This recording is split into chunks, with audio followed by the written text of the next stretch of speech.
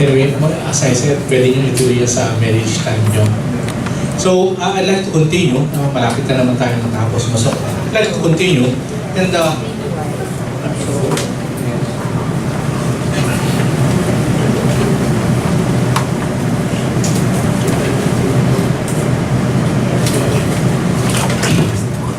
earlier we were saying how we can relate as lovers. Now, sa topic na to, we are basically just giving some pointers on what we can do to preserve or protect our marriages. It was sad, no? Experience ko lang just last year. I met up with a friend of mine from college, nung kita kami, and then sabi niya nga na nung kumustahan, ulit niya sa akin na busy nga siya, you know. And then, so as I was listening to him, so sabi niya, yung kwentuhan namin, nagfo-focus lamang dun sa trabaho niya, no? And how busy he was. Anyway, nung tinanong ko nga na, we're close, no? Kaya pwede kong diretso. So sabi ko, kumusta naman kayo ng misis mo? Sabi niya ganyan, okay lang, busy rin siya. So sabi niya, and then, parang he was evading yung conversation, especially about the relationship. And sabi ko, meron bang third party? From all the dulo, tinanong ko siya, dinareto ko, may third party ba? Patigilan siya.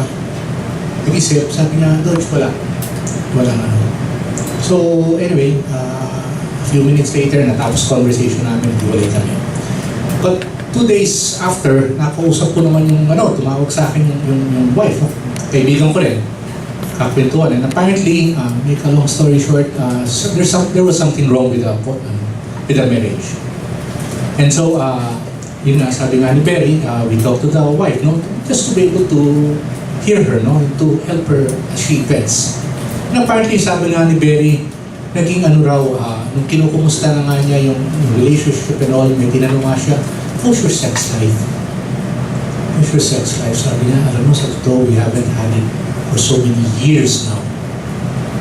And the reason why, sa palagay niya, yung sinamahan ng husband niya, mas bata, no?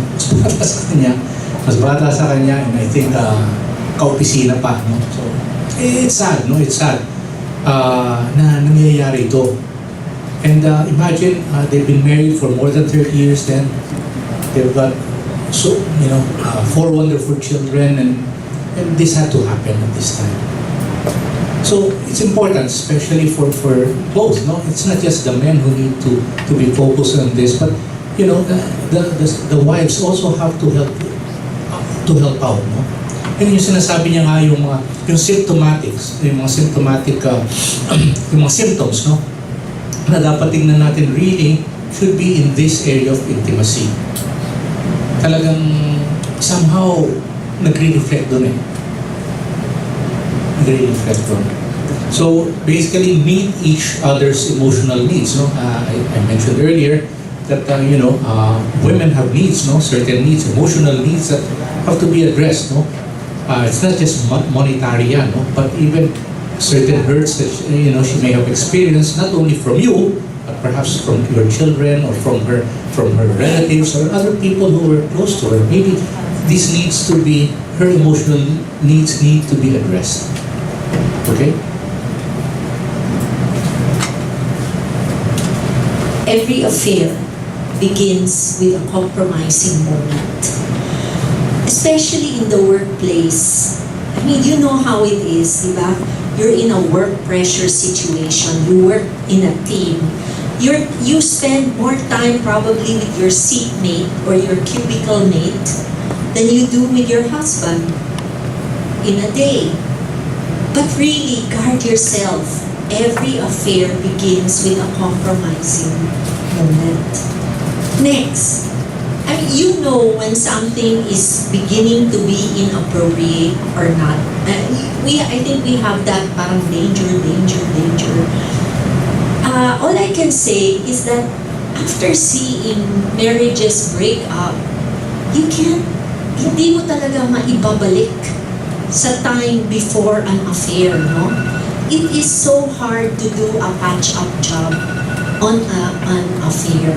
So the best really is just avoid it altogether. Discuss temptations with someone you can trust.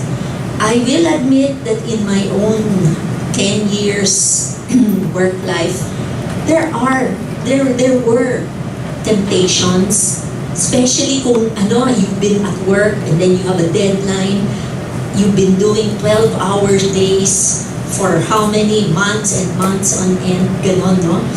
You really become close to your people in your team. When I felt some kind of attraction, parang it begins with a crush. Crush, parang nakikilig ako, parang, bakit ganito, no? At first, when I tried to deal with it myself, parang it is taking may sariling power, no? May ibang power over me. And nakikilig talaga ako. So I decided I will talk about this to someone I can trust. In our community, we have elder women that we can approach. So I approached one. And she understood. And ang niya is, for as long as it remains there, crushes are normal. It can happen. It's an infatuation. But you avoid progressing to the next step.